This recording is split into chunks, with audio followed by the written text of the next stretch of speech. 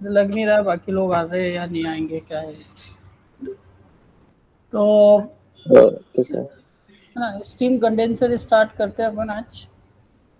Steam condenser is a close vessel, एक type का close vessel होता है जिसमें जो भी एग्जॉस्ट स्टीम होती है उसको हम कंडेंस कराते हैं। तो जैसा इसका नाम है स्टीम कंडेंसर, वैसे इसका काम है। ये जो भी एग्जॉस्ट स्टीम निकलती है, स्टीम टरबाइन से एग्जॉस्ट स्टीम निकले या जो स्टीम इंजन होता है उससे जो भी एग्जॉस्ट स्टीम निकलती है उसको कंडेंस कराने के लिए हम इसका यूज़ करते हैं। अगर मोटे तौर पर देखा जाए तो बेसिकली दो फंक्शन होते हैं इसके। The primary objective is to maintain a low pressure. पहला इसका जो फंक्शन होता है वो एक लो प्रेशर मेंटेन करने का काम करता है। Low pressure that means below the atmospheric pressure, so as to obtain a maximum possible energy, ताकि मैक्सिमम पॉसिबल एनर्जी मिल सके from steam and thus to secure high efficiency. और उस तरीके से क्या है, जितना मिनिमम प्रेशर तक स्टीम एक्सपांड होती है उतना ही ज़्यादा उससे हम वर्क डन ले सकते हैं। और उसी तरीके से उस स्टीम टरबाइन से या उस इंजन से, स्टीम इंजन से हम वर्क ज़्यादा ऑब्टेन कर सकते हैं और इफिशिएंसी भी हमें ज़्यादा मिलती है। The secondary objective is to supply the pure feed water to the hot well.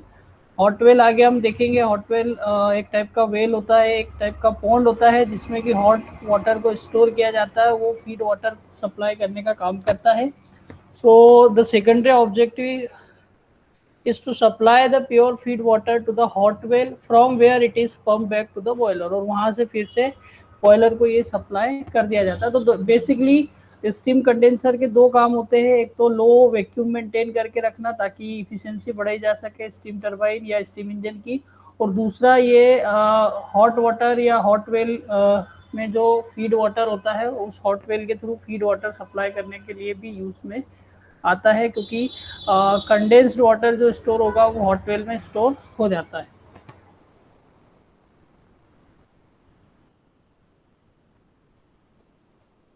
अब अगर रिक्वायरमेंट देखें किसी भी स्टीम की requirement of steam condensing plant, कोई भी स्टीम प्लांट है जिसमें कंडेंसेशन कराया जा रहा है, कंडेंसर का यूज़ किया जा रहा है, तो उसमें क्या क्या कंपोनेंट हो सकते हैं। तो पहला तो उसमें कंडेंसर होगा। जैसा अभी हमने डिस्कस किया, कंडेंसर एक क्लोज वेसल होता है जिसमें स्टीम को कंडेंस किया जाता है।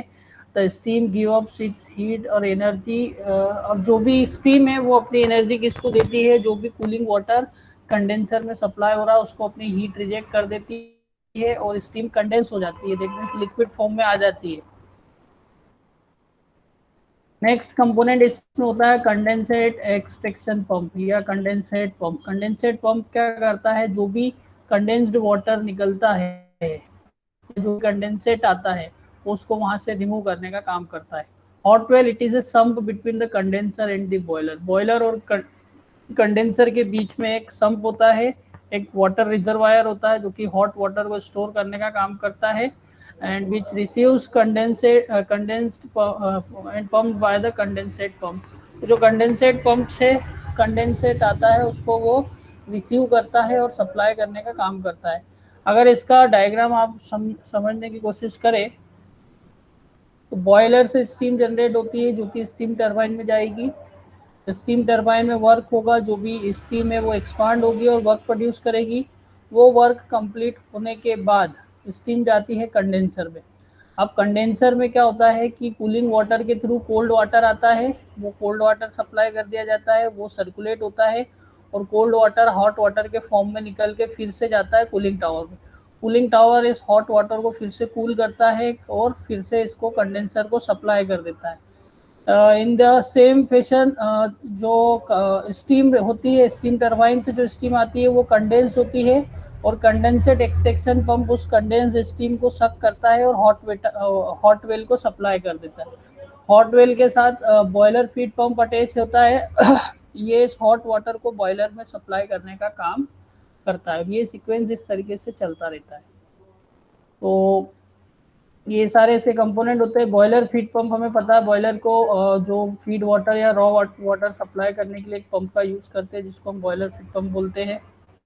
इसी तरीके से एक एयर एक्सट्रैक्शन पंप लगा होता है। एयर एक्सट्रैक्शन पंप जो है कंडेंसर के टॉप में लगा होता है, वाटर के साथ में या स्टीम के साथ में कुछ एयर के पार्टिकल्स भी होते हैं, एयर भी मिक्स होती है, उस एयर को सेपरेट करने के लिए हम एयर एक्सट्रैक्शन पंप का यूज करते हैं। कूलिंग टावर होता है, कूलिंग टावर का पर्पस ये होता है कि जो कंडेंसर से हॉट वाटर आता है उस हॉट वाटर को कूल करने के लिए एक टावर का यूज किया जाता है जो कि कूलिंग टावर कहलाता है। इसको हम डिटेल में पढ़ेंगे आगे एक टॉपिक में।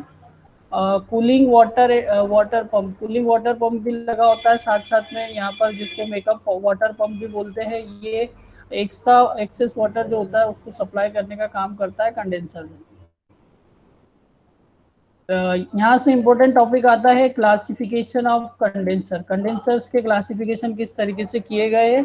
बेसिकली कंडेंसर के क्लासिफिकेशन जो है दो तरीके से किए जाते हैं, जेट कंडेंसर और जिसको मिक्सिंग टाइप कंडेंसर भी कहते हैं, और दूसरा वाला टाइप जो होता है दैट इज सरफेस कंडेंसर और non mixing condenser, non mixing condenser भी कहते हैं। तो बेसिक दो टाइप होगा इसके। अब पहला है जेट कंडेंसर, जिसको कि हम मिक्सिंग टाइप कंडेंसर कह रहे हैं। जेट कंडेंसर के केस में जो भी कोल्ड वाटर होता है, जो कूलिंग वाटर होता है, जो कूलिंग पर्पस के लिए हम यूज कर रहे हैं कंडेंसर में, कूलिंग वाटर और स्टीम जो है वो आपस में पूरी तरीके से मिक्स होती है, और मिक्स होने के बाद जो है स्टीम कंडेंस होती है, और ये जो कंडेंसेट रहता है इसको हम हॉट वेल में सप्लाई कर देते हैं। तो इस टाइप से जब स्टीम और कूलिंग वाटर दोनों आपस में पूरी तरीके से थारोली मिक्स हो जाते हैं, और उस सिचुएशन में जो कंडेंसेट बनता है उस कंडेंसेट को हम सप्लाई कर देते हैं हॉट वेल में, और इस तरीके से जो प्रोसेस होती है वो कहलाता है जेट कंडेंसर।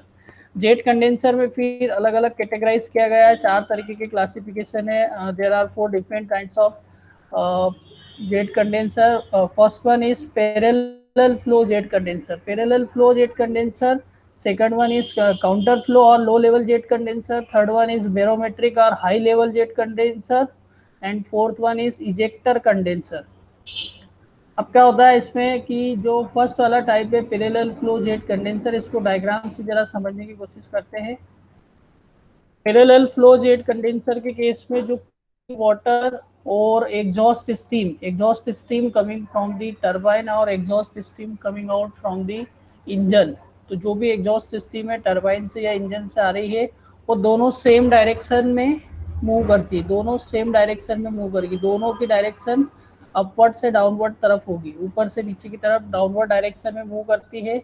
यहाँ पर एक स्प्रे लगा रहता है, जिस टाइप से नोजल होता है, नोजल टाइप का स्प्रेयर लगा होता है या स्प्रिंकलर लगा होता है। दोनों जब यहाँ पर मिक्स हो जाता है वाटर और स्टीम जब मिक्स हो जाते हैं इस पॉइंट पर, वहाँ से उसके बाद उसको वाटर जो है स्प्रे के फॉर्म में निकलता है। नीचे परफोरेटेड ट्रे लगी होती है, परफोरेटेड ट्रे एक टाइप की ट्रे होती है जिसमें स्मॉल स्मॉल कई सारे होल्स होते हैं, यहाँ पर जाती है, और इसके बाद यहाँ कंडेंस वाटर जो होता है, स्टीम और वाटर का मिक्सचर जब कंडेंस हो जाता है, जिसमें स्टीम पूरी तरीके से वाटर में कंडेंस हो जाती है, वो कंडेंसेट यहाँ पर कलेक्ट हो जाता है बॉटम पोर्शन पे। यहाँ पर एक एयर पंप लगा होता है। इस एयर पंप का फंक्शन ये होता है कि वाटर या स्टीम के साथ में जो एयर मिक्स्ड एयर होती है उस एयर को ये रिमूव करने का काम करता है, और सिर्फ वाटर को ही आगे सप्लाई करता है। साथ ही साथ ये एयर पंप वैक्यूम क्रिएट करने का भी काम करता है, ताकि वैक्यूम और ग्रेविटी एक्शन के कारण ये वाटर और स्टीम जो है वो डाउनवर्ड डायरेक्शन में फ्लो कर सके। नीचे की तरफ एक कंडेंसेट एक्सट्रैक्शन पंप लगा होता है, जो भी हॉट वाटर यहाँ पर या जो कंडेंसेट बॉटम में कलेक्ट होता है वो उसको सक करता है और हॉट वेल में सप्लाई कर देता है। हॉट वेल से ये बॉयलर को सप्लाई किया जाता है, और अगर एक्सेस अमाउंट में हो जाता है तो ओवरफ्लो पाइप के थ्रू इसको कूलिंग वाटर को फिर से सप्लाई कर दिया जाता है। यहाँ से कूलिंग वाटर फिर से टॉप से सप्लाई किया जाएगा, और ये सीक्वेंस चलता रहता है। तो इस तरीके से पैरेलल फ्लो जेट कंडेंसर के केस में वाटर और स्टीम की डायरेक्शन जो है वो पैरेलल होती है, एक दूसरे के सेम डायरेक्शन में मूव करते हैं। दूसरा ये है कि ये जेट कंडेंसर है, दैट मीन्स वाटर और स्टीम दोनों एक दूसरे में के साथ में मिक्स हो जाते हैं, और मिक्स होने के साथ नया कंडेंसेट प्रिपेयर करते हैं। वो कंडेंसेट हॉट वेल में स्टोर किया जाता है और बॉयलर पे सप्लाई कर दिया जाता है। इसके साथ में आप देख सकते हैं काउंटर फ्लो जेट कंडेंसर का भी डायग्राम दिख रहा है आपको यहाँ। इस केस में क्या होता है कि जो है एग्जॉस्ट स्टीम और कूलिंग वाटर दोनों की डायरेक्शन अपोजिट होती है। एग्जॉस्ट स्टीम का डायरेक्शन जो है वो बॉटम से टॉप की तरफ ऊपर की तरफ रहेगा, और जो कूलिंग वाटर है उसका डायरेक्शन टॉप टू बॉटम की तरफ रहेगा, ऊपर से नीचे की तरफ रहेगा, इस तरीके से। ठीक है, तो सबसे पहले जो कूलिंग वाटर है वो परफोरेटेड कोनिकल प्लेट्स में आता है। परफोरेटेड दैट मीन्स इसमें स्मॉल से कोनिकल प्लेट होती है जिसमें स्मॉल स्मॉल कई सारे छोटे छोटे से होल्स होते हैं। उन होल्स के थ्रू वाटर जो है स्प्रिंकलर के फॉर्म में गिरता है। वो वाटर जो है ड्रॉपलेट्स के फॉर्म में मिक्स होता है स्टीम के साथ, जो कि एग्जॉस्ट स्टीम है जो स्टीम टरबाइन के थ्रू मिल रही है हमें। और उसके बाद ये दोनों जब मिक्स हो जाते हैं इस पोर्शन में, यहाँ कहीं पे दोनों मिक्स हो जाते हैं, जब इनका मिक्सिंग हो जाता है तो ये मिक्सिंग होने के बाद फिर से परफोरेटेड ट्रे के ऊपर आते हैं और वहाँ से ड्रॉपलेट के फॉर्म में ये नीचे की तरफ गिरते जाते हैं। तो इस तरीके से वाटर यहाँ पर फिर इसमें जो स्टीम है वो वाटर के साथ मिक्स हो जाती है और कंडेंस हो जाती है। फिर से जो कंडेंसेट होता है उसको हम कंडेंसेट एक्सट्रैक्शन पंप के थ्रू एक्सट्रैक्ट कर लेते हैं और हॉट वाटर में सप्लाई कर देते हैं।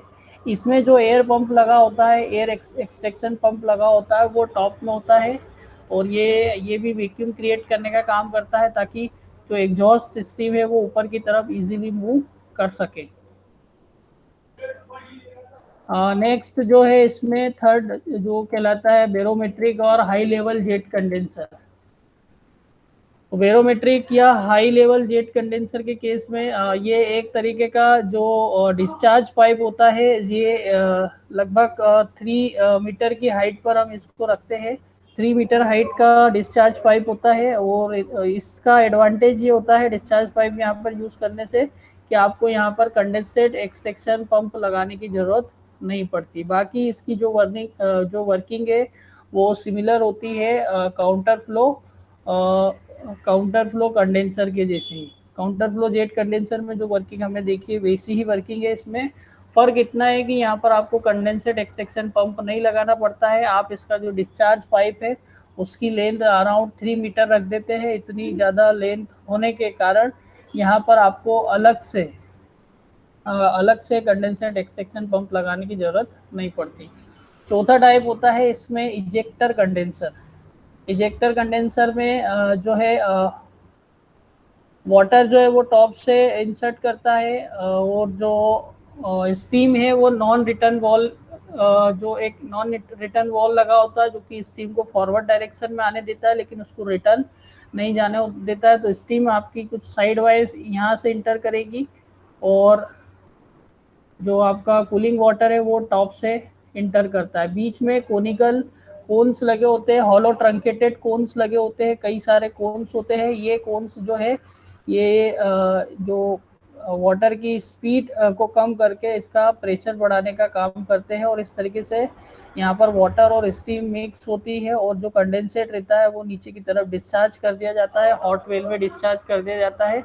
इसमें भी अलग से आपको कंडेंसेट एक्सट्रैक्शन पंप लगाने की ज़रूरत नहीं पड़ती है। तो ये था जेट कंडेंसर्स के क्लासिफिकेशन। सिमिलरली सरफेस कंडेंसर भी होते हैं। सरफेस कंडेंसर की जैसा कि हमने जेट कंडेंसर के केस में देखा था जो स्टीम और वाटर है वो पूरी तरीके से मिक्स हो जाता है, लेकिन यहाँ पर जो है इसमें सरफेस कंडेंसर के केस में स्टीम और वाटर मिक्स नहीं होता है। ये सेपरेट पाइप से दोनों फ्लो करते हैं और इस कारण से इनको हम सरफेस कंडेंसर बोलते हैं क्योंकि किसी भी तरीके की मिक्सिंग नहीं होती है। ये नॉन मिक्सिंग टाइप के कंडेंसर होते हैं। अगर डायग्राम के फॉर्म में आप इसे देखें तो यहाँ से एग्जॉस्ट स्टीम इंटर करेगी। तो ये जो टॉप वाला पोर्शन आपको इसमें दिखेगा इसको shell and tube type heat exchanger भी बोलते हैं या सरफेस कंडेंसर भी बोल सकते हैं। ये बॉक्स जो लगा हुआ है ये वाटर बॉक्स कहलाएगा। पूरा जो आउटर बॉडी है इसकी वाटर यहाँ से नीचे की साइड से इंटर करता है। हाफ पोर्शन में ये वाटर यहाँ से इंटर करता हुआ जाएगा। ये जो डॉटेड लाइंस आपको दिख रही है इसमें वाटर इंटर करता हुआ जाएगा। फिर वाटर यहाँ से टर्न लेता है। नेक्स्ट हाफ पोर्शन में वाटर जो है अपर वाली जो ट्यूब से उसमें फ्लो करता हुआ बाहर की तरफ निकल जाता है। इस तरीके से इसका वाटर का पाथ आपको दिखाई देता है। स्टीम जो है वो स्टीम इसके ऊपर स्प्रिंकल की जाती है, इसके ऊपर टॉप से प्रोवाइड की जाती है। नीचे आपको यहाँ पर कंडेंसेट मिलेगा। जब हॉट स्टीम इस कोल्ड पाइप के कांटेक्ट में आती है तो वो अपनी लेटेंट हीट लिबरेट कर देती है और कंडेंसेट जो है वो यहाँ पर एक्यूमुलेट हो जाता है, उसको निकाल लिया जाता है। साथ साथ में यहाँ पर एयर एक्सट्रैक्शन पंप का भी यूज़ करते हैं और एयर एक्सट्रैक्शन पंप के थ्रू हम एयर को भी रिमूव कर सकते हैं जो एक्सेस एयर आ जाती है। तो ये एक सिंपलेस्ट टाइप का सरफेस कंडेंसर होता है जिसको shell and tube type heat exchanger भी कहते हैं। नेक्स्ट है अगर सरफेस कंडेंसर्स के क्लासिफिकेशन हम देखें तो इसमें भी अलग अलग टाइप के आपको पैटर्न दिखते हैं। पहला है इसमें down flow surface condenser, second रहता है central flow surface condenser, third रहेगा regenerative type surface condenser and fourth one is evaporative condenser. तो डाउन फ्लो सरफेस कंडेंसर जैसा कि इसका नाम से ही पता चल रहा है, इसमें जो स्टीम फ्लो होगी वो डाउनवर्ड डायरेक्शन में फ्लो होगी। अब ये जो कंडेंसर यहाँ पर आपको डायग्राम दिख रहा है, ये डायग्राम इसका साइड व्यू है, आपको यहाँ पर साइड व्यू दिख रहा है। साइड व्यू से आप ये देख सकते हैं, ये जो बारीक बारीक से होल्स आपको दिखाई दे रहा है ये एक्चुअल में कई सारी ट्यूब्स होती है, बहुत सारी मल्टीपल ट्यूब्स इसमें यूज़ की जाती है और ये मल्टीपल ट्यूब्स के ऊपर जो स्टीम है उसको सप्लाई किया जाता है। इन मल्टीपल ट्यूब से वाटर सप्लाई होता है और टॉप से बॉटम की तरफ जो है एग्जॉस्ट स्टीम को सप्लाई किया जाता है। जब hot exhaust steam cold water tubes के कांटेक्ट में आती है तो वो कूल हो जाती है और कंडेंस हो जाती है, अपनी लेटेंट हीट जो है वो वाटर को दे देती है और कंडेंस हो जाती है। यहाँ से कंडेंस होने के बाद ये बॉटम से आप इसको कलेक्ट कर सकते हैं। तो मेन बेसिक जो सरफेस कंडेंसर के फ़ायदे हैं वो ये है कि सरफेस कंडेंसर में आपको जो स्टीम है वो प्योर वाटर के फॉर्म में मिल जाएगी, जबकि पहले वाले केस में जेट कंडेंसर के केस में आपको बाहर का जो वाटर था वो नहीं करना पड़ता था। तो वाटर में कई बार इम्प्योरिटीज होती है और वो इम्प्योरिटीज होने के कारण वो वाटर को आप बॉयलर में सप्लाई नहीं कर सकते थे, कई सारे लॉसेस होते थे। यहाँ से जो आपको कंडेंसेट वाटर मिलेगा उस कंडेंस्ड वाटर को आप सीधे ही सप्लाई कर सकते हैं।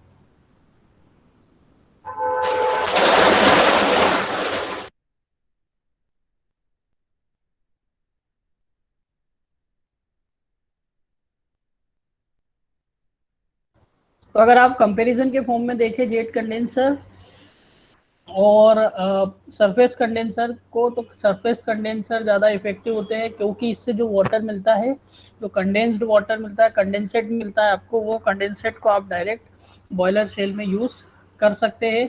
जबकि जेट कंडेंसर के केस में जो रॉ वाटर या कूलिंग वाटर बाहर से सप्लाई किया जाता था वो कंडेंसेट के साथ मिक्स होता था और कई बार उस कूलिंग वाटर के साथ में इम्प्योरिटीज भी आ जाती है जो कि आगे चल के बॉयलर में प्रॉब्लम क्रिएट करती है। एक इसमें आपको एक इम्पोर्टेंट चीज देखना है कि जो एक पंप होता है वो बॉटम साइड यहाँ पे फिट किया जाता है, तो जो एयर एक्सट्रैक्शन को क्रिएट करने का काम करता है, इसलिए वैक्यूम बनने के कारण स्टीम जो है वो टॉप से बॉटम की तरफ फ्लो होती रहती है। नेक्स्ट है सेंट्रल फ्लो सरफेस कंडेंसर। इसका कंस्ट्रक्शन प्रिंसिपल सेम वैसा ही है, लेकिन यहाँ डिफरेंस क्या होता है कि जो एयर एक्सट्रैक्शन पंप होता है उस एयर एक्सट्रैक्शन पंप का जो पाइप का इनलेट होता है वो हम सेंटर पे रखते हैं और जो स्टीम है उसको टॉप से सप्लाई किया जाता है और क्योंकि सेंटर में वैक्यूम क्रिएट हो रहा है इसलिए सारी स्टीम जो है वो सेंटर की तरफ आ जाती है और इस तरीके से हम कंडेंसेट एक्सट्रैक्शन पंप के थ्रू इसका आउटलेट पे हमें वाटर जो है वो मिल जाता है। अभी ये जो टॉपिक पढ़ा इसमें किसी को डाउट है तो आप मुझसे पूछ सकते हैं।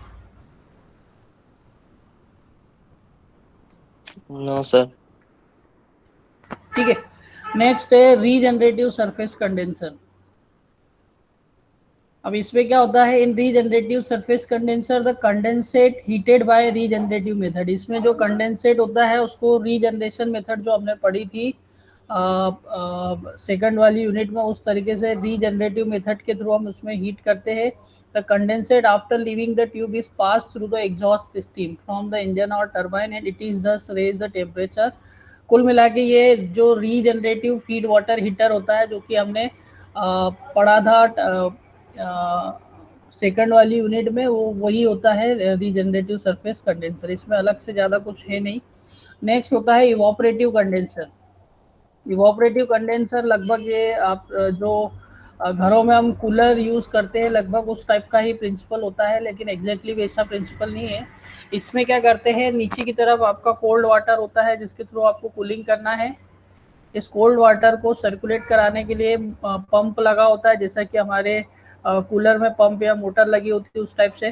टॉप पर यहाँ वाटर को एक्यूमुलेट किया जाता है या कलेक्ट किया जाता है। नीचे यहाँ पर जो है परफोरेटेड प्लेट होती है जिससे कि जो वाटर है वो स्प्रिंकलर के फॉर्म में स्प्रिंकल होता है। स्टीम जो है वो पाइप के थ्रू सप्लाई की जाती है, इस पाइप के थ्रू स्टीम सप्लाई की जाती है। जब इस ट्यूब के ऊपर, इस स्टीम ट्यूब के ऊपर वाटर स्प्रिंकल करते हैं, वाटर का छिड़काव करते हैं, तो इसके अंदर जो भी स्टीम है वो कंडेंस हो जाती है। उस कंडेंस स्टीम को हम यहाँ पर कलेक्ट कर लेते हैं। तो इस तरीके से इवोपरेटिव कंडेंसर वर्क करता है। नेक्स्ट यहाँ पे क्लासिफिकेशन दिया गया है जेट कंडेंसर और सरफेस कंडेंसर का। जेट कंडेंसर के case cooling water and steam are mixed up, दोनों पूरी तरीके से मिक्स हो जाते हैं। सरफेस कंडेंसर के केस में कूलिंग वाटर और स्टीम मिक्स नहीं होते हैं।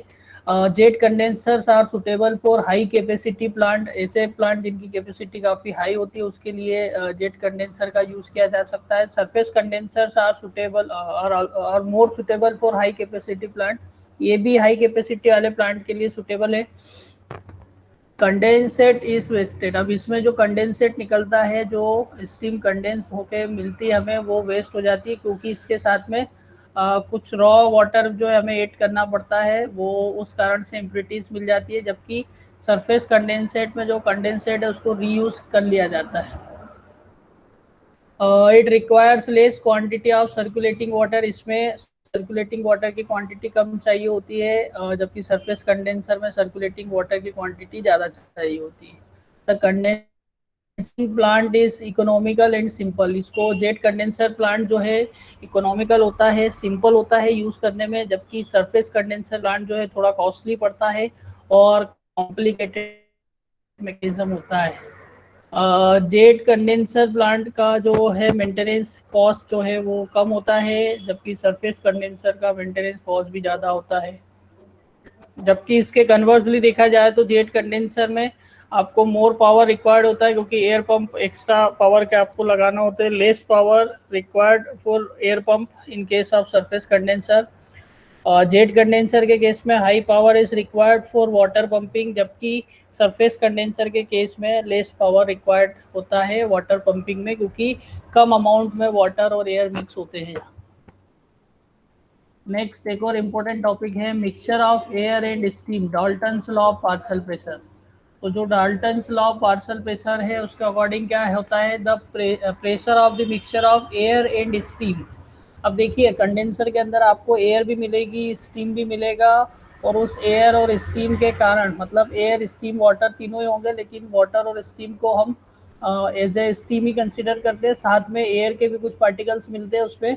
तो जो टोटल कंडेंसर के अंदर प्रेशर जनरेट होता है, that is the sum of the absolute pressure of the air plus absolute pressure of the steam। अब Dalton law of partial pressure देख लेते हैं एक बार फिर से। The pressure of the mixture of air and steam is equal to the sum of the pressures which constitute would exert if it occupied the same space by itself। मतलब अगर ये same space occupy करते air और जो steam है, तो ये same pressure generate करेंगे कंडेंसर के अंदर। और जब प्रेशर जो टोटल कंडेंसर के अंदर प्रेशर जनरेट होता है वो एयर के प्रेशर और स्टीम के प्रेशर के सम के इक्वल होता है।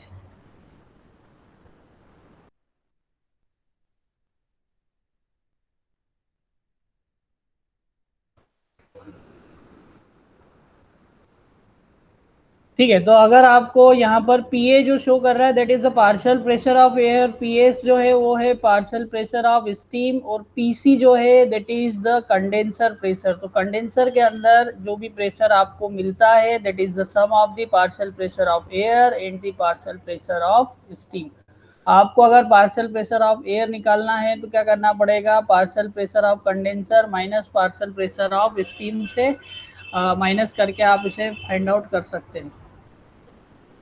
ये न्यूमेरिकल कराने के पहले मैं एक टॉपिक और बताना चाह रहा हूँ, पहले वो टॉपिक देख लेते हैं हम। Measurement of vacuum in condenser. Condenser में वैक्यूम किस तरीके से मेजर करते हैं, तो कंडेंसर के अंदर वैक्यूम अगर आपको मेजर करना है तो उस वैक्यूम को हम बोलते हैं corrected vacuum, corrected vacuum, and that corrected vacuum is equal to 760। अब 760 क्या है, that means atmospheric pressure 760 minus barometer reading minus vacuum gauge reading. तो आपको सबसे पहले ये करना है, बैरोमीटर की रीडिंग देखना है और वैक्यूम गेज की रीडिंग देखना है, दोनों का डिफरेंस लेना है। ये जो भी डिफरेंस आता है इसको आपको 760 में से माइनस करना है, क्योंकि एटमॉस्फेरिक प्रेशर की जो वैल्यू mm ऑफ एच में होती है that is 760 mm of H, और ये जो 760 mm ऑफ एच होता है वो 1.013 बार के इक्वल होता है। तो अगर आपको 1 mm ऑफ एच निकालना है तो 1 mm ऑफ एच कितना होगा आपका, 1.013 डिवाइडेड बाय 760। तो इसको आपको 760 से डिवाइड करना पड़ेगा। तो 1 mm ऑफ एच जो है उसकी वैल्यू होगी 1.013 डिवाइड बाय 760, दैट मीन्स 0.00133 बार। और बार को न्यूटन पर मीटर स्क्वायर में अगर लेके आना है तो आपको 10⁵ से मल्टीप्लाई करना पड़ेगा। जब आप इसको 10⁵ से मल्टीप्लाई करते हैं तो ये वैल्यू हो जाएगी आपकी 133। अब एक न्यूमेरिकल हमने ऊपर छोड़ा था उसको एक बार देख लेते हैं न्यूमेरिकल को। न्यूमेरिकल आपकी स्क्रीन पे है, आप इसको एक बार जरा थोड़ा सा रीड आउट कर लीजिए, फिर मैं एक्सप्लेन करता हूँ।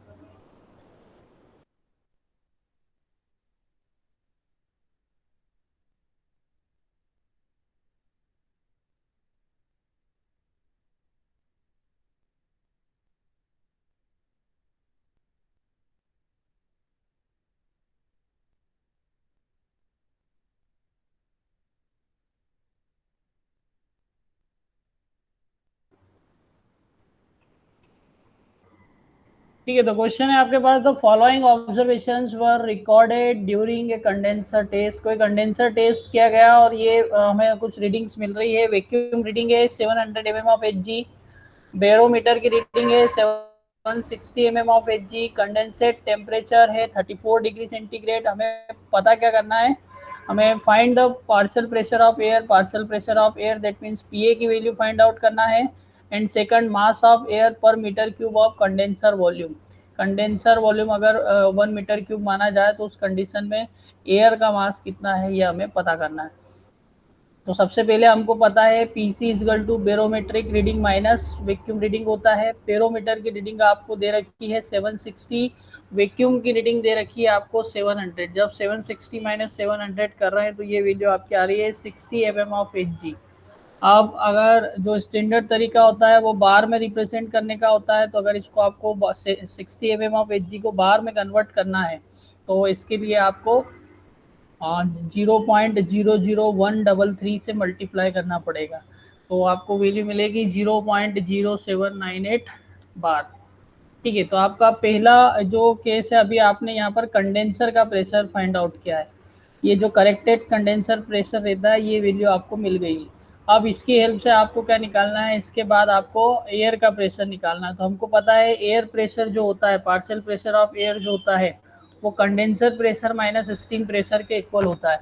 अभी हमें स्टीम प्रेशर की वैल्यू पता नहीं है, स्टीम प्रेशर की वैल्यू पता नहीं है तो हमें कंडेंसेट का टेम्परेचर देखना पड़ेगा। कंडेंसेट का टेम्परेचर कितना है, 34 डिग्री, 34 डिग्री सेंटीग्रेड के करस्पॉन्डिंग स्टीम टेबल में, 34 डिग्री सेंटीग्रेड के करस्पॉन्डिंग स्टीम टेबल में हम प्रेशर की वैल्यू देख लेंगे। तो वो प्रेशर हमें कितना मिल रहा है, वो प्रेशर हमें मिल रहा है 0.0532, 0.0532।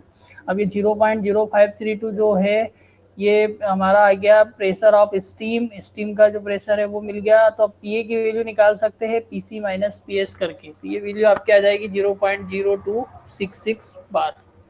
इसमें कोई डाउट? No sir. ठीक है, नेक्स्ट अपने से पूछा है इसमें mass of air per metre cube of condenser volume. तो जब भी मास ऑफ एयर निकालना हो या वॉल्यूम निकालना होता है तो सबसे सिंपल काम होता है पीवी इक्वल टू एमआरटी वाली इक्वेशन हम यूज़ कर सकते हैं, क्योंकि गैस इक्वेशन स्टीम पे भी लगा सकते हैं हम। तो यहाँ पर हमने यूज़ किया है पीवी इक्वल टू एमआरटी, जहाँ से मास ऑफ एयर निकाल सकते हैं हम PA that means pressure of air, और वॉल्यूम एयर का दे रखा है 1 मीटर क्यूब, आर की वैल्यू 287 होती है, टी जो है टेम्परेचर हमें 34 डिग्री दिया है, उसके करस्पॉन्डिंग निकाल लेंगे हम 307। सारी वैल्यूज जब आप रखेंगे तो आपको मास ऑफ द एयर पता चल जाएगा। नेक्स्ट क्वेश्चन भी ऐसे ही है, तो मैं उसको थोड़ा सा स्किप कर रहा हूँ, आप उसको एक बार रीड आउट कर लीजिएगा, और कोई डाउट आता है तो मैं आपको बता दूंगा।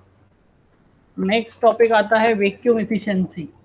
तो वैक्यूम एफिशिएंसी सिंपल सी बात है कि इसमें जो एक्चुअल वैक्यूम मिलता है हमें कंडेंसर के अंदर, कई बार वो जो आइडियल वैक्यूम हमें मिलना चाहिए उसके कंपैरिजन में एक्चुअल वैक्यूम जो होता है थोड़ा सा कम मिलता है। अब इसका रीज़न क्या होता है? इसका रीज़न होता है प्रेशर, क्योंकि जो स्टीम जिस प्रेशर के साथ कंडेंसर में इंटर कर रही है उस पर डिपेंड करता है। और कई बार जो है, कई बार क्या मोस्टली जो ऐसा होता ही है कि जो आइडियल वैक्यूम है उसके कंपैरिजन में एक्चुअल वैक्यूम आपको काफ़ी कम मिलता है। तो देखते हैं। The minimum absolute pressure also called as ideal pressure. तो जो मिनिमम एब्सोल्यूट प्रेशर होता है या जिसको हम आइडियल प्रेशर बोलते हैं at the steam inlet of a condenser is the pressure corresponding to the temperature of the condensed steam. अब जो भी कंडेंस्ड स्टीम है उसका टेम्परेचर जितना भी है उसके करस्पॉन्डिंग जो प्रेशर हमें मिलता है वो प्रेशर हमारा क्या कहलाता है? Ideal pressure. ध्यान रखिए, जो कंडेंस्ड स्टीम है, मान लीजिए उसका टेम्परेचर 34 डिग्री सेंटीग्रेड है, तो उसके करस्पॉन्डिंग जो भी प्रेशर आपको मिलेगा वो प्रेशर उसका क्या कहलाएगा? आइडियल या एब्सोल्यूट प्रेशर। ठीक है, the corresponding vacuum which is known as ideal vacuum. और उस कंडीशन में कंडेंसर के अंदर जो वैक्यूम क्रिएट होना चाहिए वो उसका क्या कहलाता है? Ideal vacuum. And is the maximum vacuum that can be obtain in the condensing plant. और वही मैक्सिमम वैक्यूम होता है जो कि उस कंडेंसिंग प्लांट में आप अचीव कर सकते हो, उस कंडेंसर के अंदर जो मैक्सिमम वैक्यूम आप निकाल सकते हो with no air present at that temperature. और कंडीशन क्या है कि उस कंडीशन में किसी भी तरीके से कोई एयर वहाँ पर प्रोड्यूस प्रेजेंट नहीं होना चाहिए। The pressure in the actual condenser is greater than the ideal pressure. But actual जो कंडेंसर होता है उसमें आपको जो प्रेशर मिलता है वो आइडियल प्रेशर के कंपैरिजन में ज़्यादा होता है। क्यों? क्योंकि कंडेंसर में कुछ ना कुछ अमाउंट में एयर प्रेजेंट होती है, क्योंकि वो एयर वाटर के साथ मिक्स होती है, और वो कुछ अमाउंट में एयर प्रेजेंट होने के कारण एक्चुअल प्रेशर जितना मिलना चाहिए था या एक्चुअल वैक्यूम आपको जितना मिलना चाहिए था वो एक्चुअल वैक्यूम आइडियल वैक्यूम के इक्वल नहीं मिलता है, उससे थोड़ा कम मिलता है।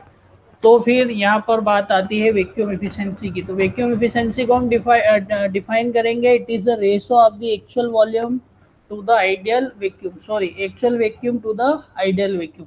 एक्चुअल वैक्यूम निकालने के लिए आपको क्या करना पड़ेगा? बैरोमेट्रिक प्रेशर में से एक्चुअल प्रेशर को माइनस करेंगे, जबकि आइडियल वैक्यूम पता करने के लिए आपको क्या करना पड़ेगा? बैरोमेट्रिक प्रेशर में से आइडियल प्रेशर को आप माइनस कर देंगे। एक क्वेश्चन देख लेते हैं, यहाँ पर लिखा हुआ है वैक्यूम एफिशिएंसी का। Calculate the vacuum efficiency from the following data. Vacuum at steam inlet to condenser. तो कंडेंसर के इनलेट पे जो वैक्यूम क्रिएट हो रहा है स्टीम के कारण, that is 700 mm of Hg, 700 mm of Hg। Barometric reading दे रखी है आपको 760 mm of Hg। Hot well temperature दिया हुआ है 30 डिग्री। ठीक है, तो आपको क्या क्या दिया हुआ है? कंडेंसर के इनलेट पे वैक्यूम दिया हुआ है, तो कंडेंसर प्रेशर निकालने में इसका यूज हो जाएगा। कंडेंसर प्रेशर हो जाएगा barometric reading minus condenser reading, तो ये वैल्यू आपके आ गई 60 mm ऑफ Hg। आपको जो है कंडेंसर प्रेशर, अब आइडियल प्रेशर ऑफ स्टीम निकालना है, तो आइडियल प्रेशर ऑफ स्टीम निकाला जाता है हॉट वेल टेम्परेचर या कंडेंसेट टेम्परेचर के कंपैरिजन में। तो कंडेंसेट का टेम्परेचर यहाँ पे आपको दिया हुआ है 30 डिग्री सेंटीग्रेड।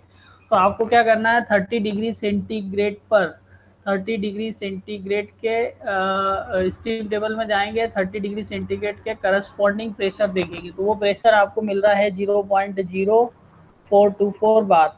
ऊपर रीडिंग आपने अगर एचजी में ली है, एफएम ऑफ एचजी में ली है, तो उसको आप या तो बार में कन्वर्ट कर लीजिए, या जो नीचे वाली रीडिंग है बार वाली, उसको एमएम ऑफ एचजी में कन्वर्ट करने के लिए 0.00133 से डिवाइड कर दीजिए। ये वैल्यू आपके आ गई 31.88 एमएम ऑफ एचजी।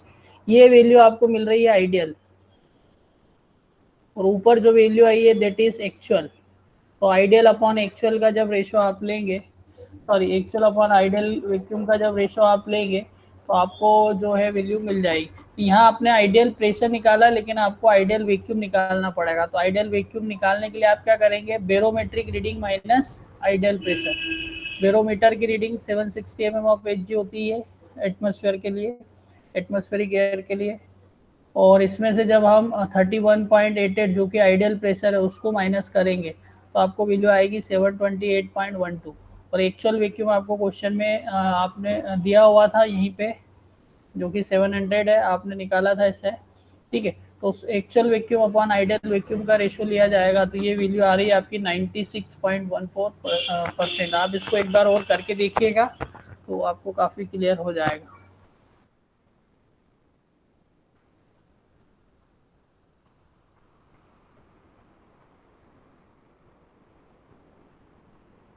सिंपल से क्वेश्चन है, इसके अगर थोड़ा सा प्रैक्टिस करेंगे तो हो जाएगा।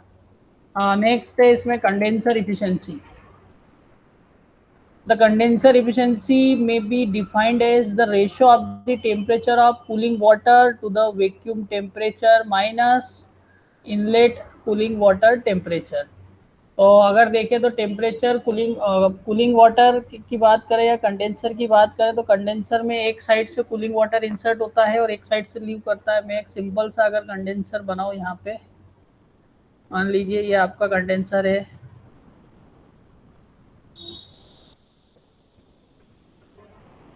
यहाँ से आपका कूलिंग वाटर इंटर कर रहा है और यहाँ से लीव कर रहा है,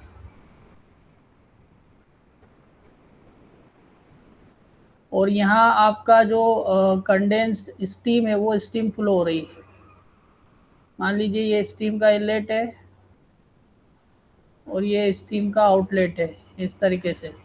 तो सबसे पहले आपको क्या देखना है, temperature rise of cooling water. मान लीजिए कूलिंग वाटर यहाँ पर 25 डिग्री सेंटीग्रेड पे इंटर करता है, 25 डिग्री पे इंटर कर रहा है, और इसका राइज टेम्परेचर राइज होने के बाद मान लीजिए इसका टेम्परेचर हो जाता है 30 डिग्री। तो सबसे पहले आपको ये देखना है कि कूलिंग वाटर के टेम्परेचर में कितना राइज हुआ है। फिर आपको देखना है वैक्यूम टेम्परेचर। वैक्यूम टेम्परेचर मतलब जो कंडेंस्ड होने के बाद स्टीम आपको मिल रही है उसका टेम्परेचर कितना है वो देख लीजिए। मान लीजिए वो 35 डिग्री है, ठीक है। और इनलेट कूलिंग वाटर टेम्परेचर फिर से अगेन एक बार आपको देखना है। तो ये वैल्यूज जब सब आप यहाँ पे रखेंगे तो आपको जो है कंडेंसर की इफिशिएंसी मिल जाएगी। फॉर्मूला आपको लगाना है temperature rise of cooling water upon में vacuum temperature minus inlet cooling water temperature.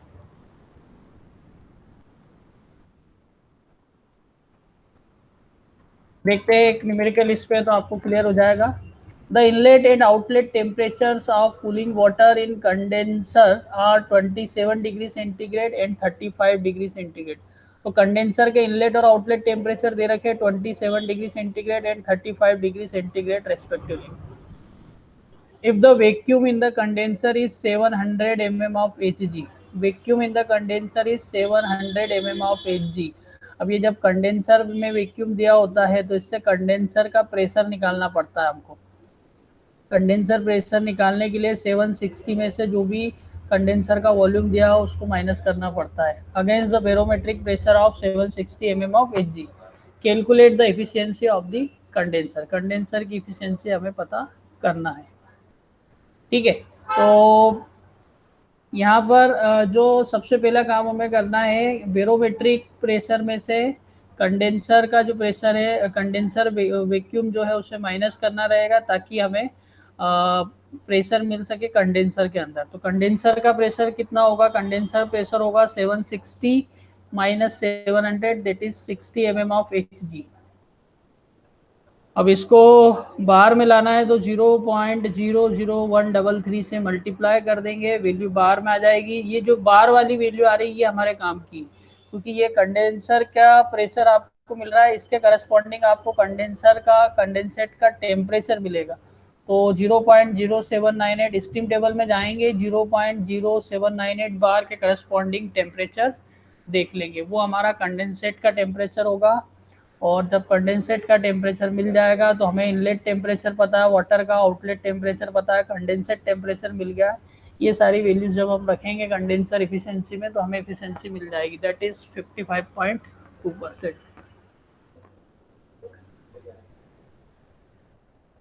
अगर mass of cooling water required पूछा जाए कि किसी भी कंडेंसर में कूलिंग वाटर का कितना मास चाहिए होता है, तो कूलिंग वाटर का कितना मास चाहिए, उसके लिए सिंपल सी इक्वेशन होती है जो कि आप यूज़ कर सकते हैं। सिंपल इक्वेशन आपको ये देखना है कि हीट कितनी लॉस की है स्टीम ने और गेन कितना हुआ है कूलिंग वाटर में हीट गेन। तो heat lost by steam is equal to heat gain by cooling water. तो दोनों को जब आप इक्वेट करेंगे, मान लीजिए यहाँ लेफ्ट साइड में हम लिख रहे हैं हीट लॉस्ट बाय ये heat gain by cooling water is equal to heat lost by steam.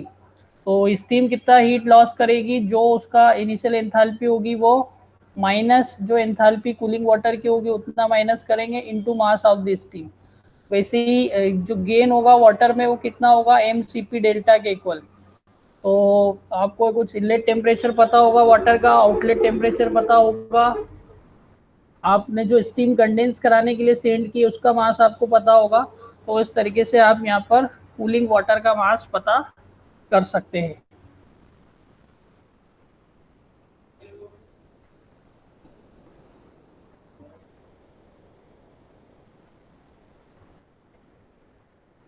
अब नेक्स्ट काफी इंपॉर्टेंट टॉपिक है sources of air into the condenser. अब ये अपन ने पढ़ा है कि कंडेंसर के अंदर एयर आ जाती है जिसके कारण कंडेंसर की एफिशिएंसी कम हो जाती है। तो ये एयर के सोर्सेस क्या क्या हो सकते हैं। फर्स्ट सोर्स हो सकता है the dissolved air in the feed water. Feed water जो आप सप्लाई कर रहे हैं बॉयलर सेल के अंदर, बॉयलर में जो सप्लाई कर रहे हैं उसके अंदर भी कुछ डिजॉल्व्ड एयर हो सकती है, वहां से आ सकता है। और वही एयर जो है फिर कहाँ पर पहुंच सकती है, कंडेंसर में पहुंच सकती है एग्जॉस्ट स्टीम के साथ। कई बार एयर का लीकेज हो जाता है कंडेंसर में, उसके जॉइंट्स वगैरह अगर कहीं से लूज हो जाए या कुछ दूसरे जॉइंट्स में कुछ क्रैकिंग हो जाती है तो वहाँ से भी एयर लीकेज हो सकता है। और थर्ड हो सकता है in case of jet condenser dissolved air with injection of water इंटर्स into the condenser. कई बार जब बाहर से वाटर इंटर करा रहे हैं उसके साथ भी कुछ जो कूलिंग वाटर हम जो जेट कंडेंसर के केस में कूलिंग वाटर मिक्स कराते हैं स्टीम के साथ, उस कूलिंग वाटर में भी डिजॉल्व्ड एयर होती है जो कि आगे चल के कंडेंसर में प्रॉब्लम क्रिएट करती है। अब ऐसा अगर ये एयर मिक्स हो जाती है कंडेंसर में तो क्या क्या दिक्कतें हो सकती है। It reduces the vacuum pressure in the condenser. ये कंडेंसर के अंदर वैक्यूम प्रेशर को रिड्यूस कर देती है। Since the air is poor heat conductor, air क्या होती है, पुअर हीट कंडक्टर होती है, तो जो हीट ट्रांसफर की प्रोसेस होती है उसको भी अफेक्ट करती है। It requires a large air pump. उस एयर पंप को निकालने के लिए आपको एक लार्ज एयर पंप की जरूरत पड़ती है। तो इससे आपका जो पावर है वो पावर कंजम्पशन भी बढ़ जाता है। अब यहाँ पर एक एयर पंप दिया है, एडवर्ड्स एयर पंप दिया हुआ है। ये टॉपिक वैसे ज़्यादा काम का है नहीं, लेकिन फिर भी देखते हैं, ये हमारे सिलेबस में नहीं है एक्चुअल में, फिर भी हम देखते हैं इसमें किस तरीके से वर्किंग होता है। इसका वर्किंग बिल्कुल सिंपल सा है। जब पिस्टन यहाँ टॉप पे होगा, यहाँ बिल्कुल टॉप पे जब होगा इस जगह पर कहीं, तो जब पिस्टन टॉप पे होगा तब क्या होता है कि जो यहाँ से जो कवर प्लेट है यहाँ से जो है आपकी स्टीम अंदर इंटर करती है पोर्ट्स के थ्रू। और यहाँ पे ये पोर्ट्स दिख रहा है आपको, जैसा टू स्ट्रोक इंजन में पोर्ट्स होते हैं उस तरीके से पोर्ट्स होते हैं। इन पोर्ट्स से जो है एयर अंदर की तरफ इंटर कर जाती है, सॉरी हाँ, एयर अंदर की तरफ इंटर कर जाती है। और जब पिस्टन ऊपर की तरफ आता है तो वो इस एयर को पुश करता है और डिलीवरी वॉल के थ्रू ये बाहर की तरफ निकाल देता है। जब ये नीचे की तरफ आता है तो ये वॉल को क्लोज कर देता है, पोर्ट को क्लोज कर देता है, और जब ये ऊपर की तरफ आएगा तो पोर्ट ओपन हो जाएगी। तो इस तरीके से ये सीक्वेंस चलता रहता है और ये एयर को सक करके कंटिन्यूसली बाहर निकालता रहता है। इम्पोर्टेंट टॉपिक है इसमें कूलिंग टावर। तो कूलिंग टावर अभी हमने पीछे देखा। कूलिंग टावर का फंक्शन होता है जो भी स्टीम जो कंडेंसर में आप कूलिंग वाटर सप्लाई कर रहे हैं उस कूलिंग वाटर को कूल करने का काम करता है। तो कूलिंग जो कंडेंसर से हॉट वाटर निकलता है उस हॉट वाटर को हम सप्लाई करते हैं। देखिए कंडेंसर में क्या होगा, कंडेंसर में आपको एक तो कोल्ड वाटर सप्लाई करना होता है जो कि कंडेंसेशन में काम आता है, और एक कंडेंसेट मिलता है जो कि हम बॉयलर में सप्लाई करते हैं। तो कंडेंसेट तो सप्लाई कर दिया जाता है बॉयलर में, लेकिन जो स्टीम से हमें हॉट वाटर मिलता है वो हॉट वाटर हम सप्लाई करते हैं कूलिंग टावर पे, और वो कूलिंग टावर उस हॉट वाटर को फिर से कूल करने का काम करता है, और वो कोल्ड वाटर जो होता है फिर से सप्लाई कर दिया जाता है कूलिंग टावर के थ्रू, फिर से सप्लाई कर दिया जाता है कंडेंसर को। तो सबसे फर्स्ट डायग्राम हमने देखा था कंडेंसिंग प्लांट का, मैं वहां से आपको एक बार फिर से बता देता हूँ।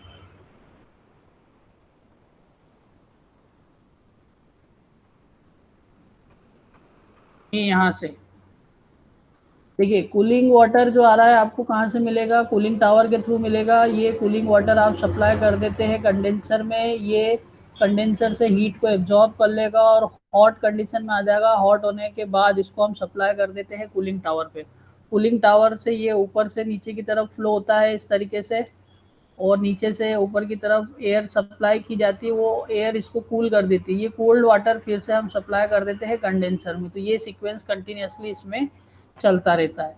तो यही प्रिंसिपल है कूलिंग टावर का। कूलिंग टावर का बेसिक पर्पस होता है कंडेंसर से जो हॉट वाटर आ रहा है उस हॉट वाटर को कूल करने का काम करता है, इसीलिए इस टावर को हम कूलिंग टावर बोलते हैं। इसकी हाइट अराउंड 9 मीटर रखी जाती है, क्योंकि काफ़ी हाई हाइट होती है। उतनी हाई हाइट से जब वाटर नीचे की तरफ फ्लो कराते हैं और एटमॉस्फेरिक एयर के कारण ही वो कूल हो जाता है।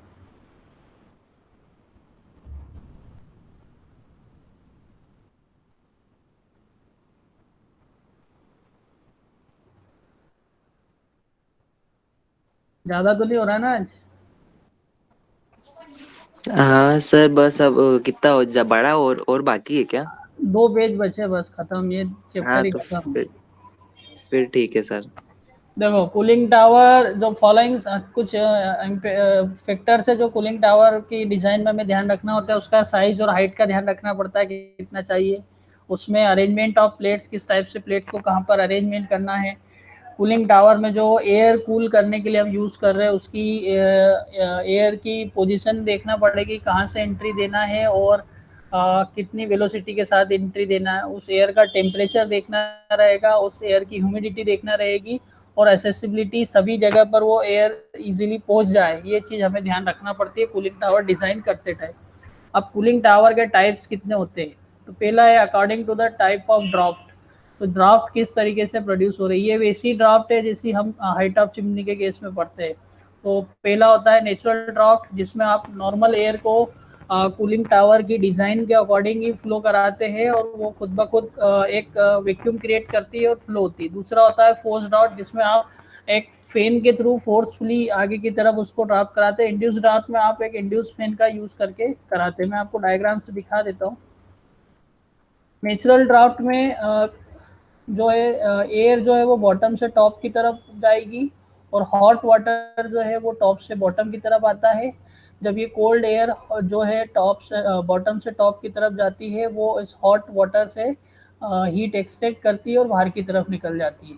अब इस एयर का जो है फ्लो इस तरीके से मेंटेन किया जाता है, वो डिपेंड करता है हाइट ऑफ द टावर पे। टावर की हाइट और उसका डिज़ाइन इस तरीके से बनाया जाता है कि कोल्ड एयर खुद ब खुद ऊपर की तरफ मूव कर सके। पर इनकी इफेक्टिवनेस ज़्यादा नहीं होती है, तो इसकी जगह फिर हम मैकेनिकल ड्राफ्ट का यूज़ करते हैं, जिसमें यहाँ पर बॉटम में हम एक फैन लगा देते हैं। वो फैन फोर्सफुली जो है एयर को सप्लाई करता है, और हॉट वाटर इसके ऊपर हम ऊपर से नीचे की तरफ स्ट्राइक कराते हैं। वैसे ही अगर ड्राफ्ट कूलिंग टावर की बात करें तो इसमें जो एक इंड्यूस्ड फैन होता है वो कूलिंग टावर के टॉप पे लगाया जाता है, जो कि वैक्यूम क्रिएट करके एयर को सक करने का काम करता है, और वाटर ऊपर से नीचे की तरफ गिराया जाता है, और इस तरीके से जो एयर है वो वाटर से हीट एब्जॉर्ब करके बाहर निकल जाती है और वाटर को कूल कर दिया जाता है, जैसा हमारे घरों के कूलर में होता है, उस टाइप की प्रोसेस है ये। ठीक है, तो ये चैप्टर हमारा यहाँ पे खत्म होता है, और इससे रिलेटेड कोई भी डाउट हो तो आप मुझसे पूछ सकते हो, और अगर कोई डाउट नहीं है तो कोई दिक्कत